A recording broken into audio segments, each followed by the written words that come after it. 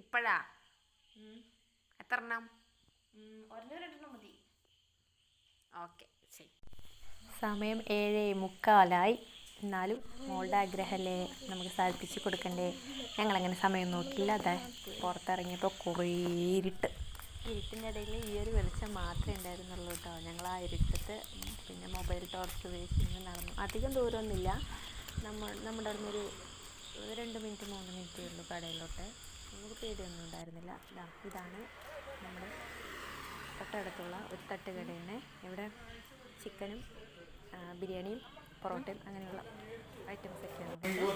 അങ്ങനെ മോള് പൊറോട്ടയും ചിക്കനും വേണമെന്ന് പറഞ്ഞു. അത് മേടിച്ച് നമ്മൾ ഭയങ്കര ഹാപ്പി. മോൻ കാണിക്കണ്ടെന്ന് പറയുകയാണ് കേട്ടോ. പിന്നെ അവൾക്കൊരു ജ്യൂസ് മേടിച്ചു. അങ്ങനെ ഞങ്ങൾ തിരിച്ചു വന്നു.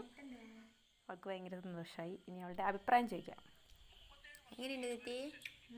അവൾക്ക് നല്ല ഇഷ്ടപ്പെട്ടു. അപ്പോൾ ഇത്രയുള്ളൂ. Tata bye by.